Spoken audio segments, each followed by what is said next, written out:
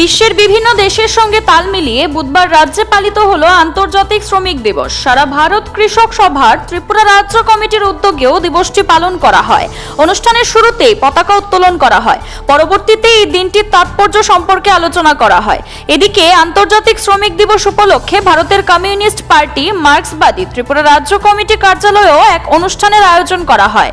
এখানে পতাকা উত্তোলন করলেন সিপিআইএম এর রাজ্য সম্পাদক তথা বিরোধী দলনেতা জিতেন্দ্র চৌধুরী। তিনি বলেন, সামগ্রিক দেশের পরিস্থিতি বিবেচনা করে 2024 সালের মে দিবস সারা দেশের কৃষিজীবী ও শ্রমজীবীদের কাছে অত্যন্ত গুরুত্বপূর্ণ।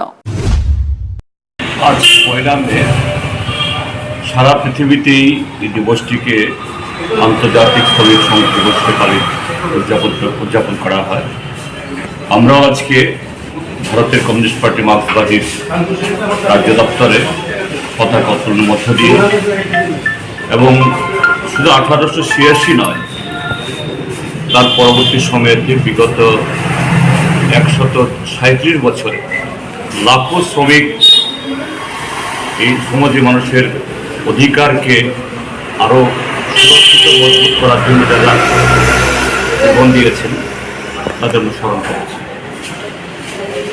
মে দিবস প্রত্যেক বছরই তাৎপর্যপূর্ণ, কিন্তু তারপরেও এই 2024 সালের এই মে দিবস এটা সারা দুনিয়ার সারা পৃথিবীর আজকের রাজনীতি, সমাজ, অর্থনীতির প্রেক্ষিতে অত্যন্ত গুরুত্বপূর্ণ।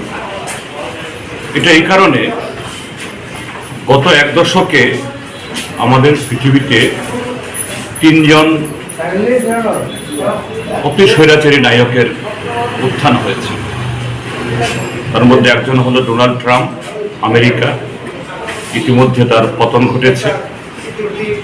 দ্বিতীয়জন হলো ব্রাজিলের জাইর বলসোনারো, তারও পতন হয়েছে, অর্থাৎ পরাজিত হয়েছে, ক্ষমতাচ্যুত হয়েছেন। তৃতীয়জন হলো ভারতের প্রধানমন্ত্রী নরেন্দ্র মোদী।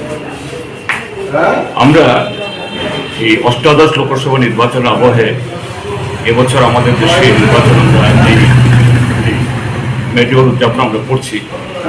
সেই নিরিখে যে সারা পৃথিবীতে শ্রমজীবী মানুষের উপরে যে আক্রমণ বা তাদের অধিকার ছিনিয়ে নেওয়ার যে প্রতিযোগিতা আজকের এই সাম্রাজ্যবাদী দুনিয়া যেরকম অব্যাহত রেখেছে এবং ভারত তার অন্যতম পৃষ্ঠপোষক, সেই ক্ষেত্রে আমাদের দেশের শ্রমজীবী অংশের মানুষের লড়াই এবারের এই মে দিবস উদযাপন তার আমাদের শ্রমিক সংহতিকে, ঐক্যকে এবং দেশ থেকে স্বৈরাচারী RSS বিজেপির সরকারকে হটানোর দিক থেকে এই উদযাপন একটা অন্যতম।